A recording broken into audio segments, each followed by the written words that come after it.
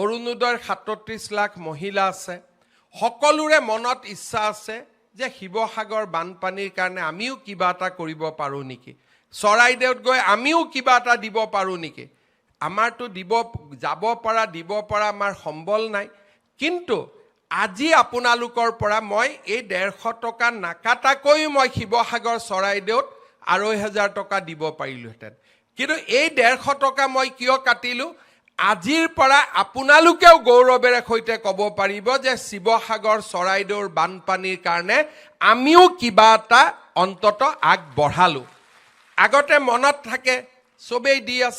দি আছে আমিতো একোৱেই কৰিব পৰা নাই আজি চৰকাৰে আপোনালোকক এটা সুবিধা কৰি দিলে যে এই ১৫০ টকা আপোনালোকৰ টকা আজি আপোনালোকে কাক দিলে শিৱসাগৰ চৰাইদেউ যোৰহাট গোলাঘাটত বান আক্ৰান্ত ৰাইজক আপোনালোকে আগবঢ়ালে এইটো মই দিয়া নহয় আমাৰ অৰুণোদয়ৰ ৩৭ লাখ মহিলাই আপোনালোকক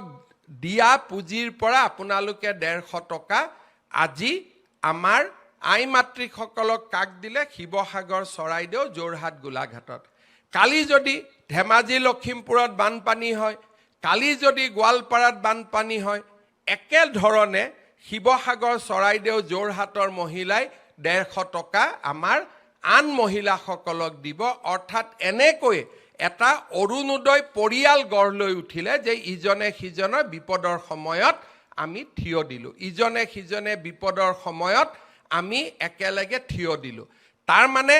আজি অৰুণোদয় অকল আঁচনিয়ে নহয় অৰুণোদয় আজি এটা ডাঙৰ মানৱতাৰো বাৰ্তা দিলে মোকতো বহুত মহিলাই কৈ আছিলে যে মামা আমাৰ গোটেই টকাটো এই মাহত দি দিয়ক ছেপ্টেম্বৰৰ পৰা আপুনি অৰুণোদয় দিলেও হ'ব তাৰ মানে আমাৰ মাসকলৰ মন কিমান বহল আৰু আমি এই কাৰণে গোটেই টকা ল'ব খোজা নাই কাৰণ এই মুহূৰ্তত এনেকুৱা নহয় যে আমি বান সাহায্যক দিব নোৱাৰিম বা আমি অৰুণোদয় হিতাধিকাৰীসকলক বা আই মাতৃসকলক সহায় কৰিব নোৱাৰিম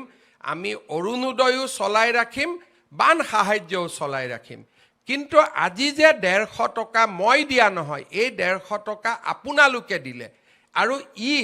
আপোনালোকৰ মনটোত আজিৰ পৰা এটা ডাঙৰ শান্তি আনি দিলে যে ময়ো বানপানীত সহায় কৰিছোঁ ময়ো বানাক্ৰান্ত ৰাইজক কিবা নহয় কিবা এটা ময়ো দিব পাৰিছোঁ আজি মই পুনৰ এবাৰ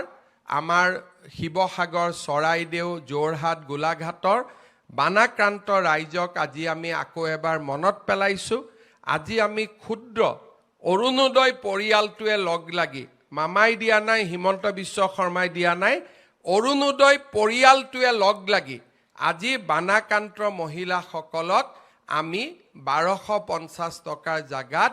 আমাৰ এটা একে পৰিয়ালৰ সদস্য হিচাপে আমি ২৫০০ টকা আজি আমি আগবঢ়ালোঁ আপোনালোকে এই টকাটো গ্ৰহণ কৰিব আৰু বিপদৰ সময়ত নিশ্চিতভাৱে এই পুঁজিটোৱে আপোনালোকক সহায় কৰিব ভৱিষ্যতৰ দিনত চৰকাৰে আপোনালোকক সহায় কৰি থাকিব